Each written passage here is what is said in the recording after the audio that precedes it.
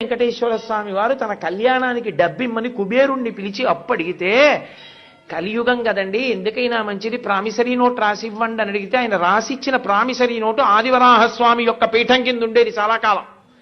అదే దాన్ని ముద్రణ చేసి గోడ మీద కూడా కట్టారు చాలా కాలం. ఎప్పుడు పుచ్చుకున్నారో, ఏం రాసిచ్చారో, ఏమి సంతకం పెట్టారో కూడా ఉండేది.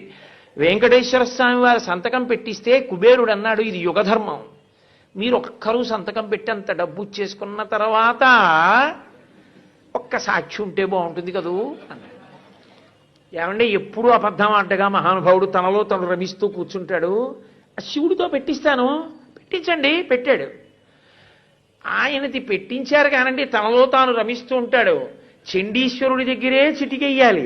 ఆయన దగ్గరికి వెళ్ళి అయ్యా మా బాకీ అంటే త్రిశూలం పట్టుకుంటే కొంచెం ఎప్పుడు కళ్ళు తెరిచి చూసి ఆయన ఎవరినైనా చూడండి అంటే చతుర్ముఖ బ్రహ్మగారి సంతకం పెట్టించారు. ఇద్దరు మంచిదే, ముగ్గురు ఉంటే చూడండి అన్నారు.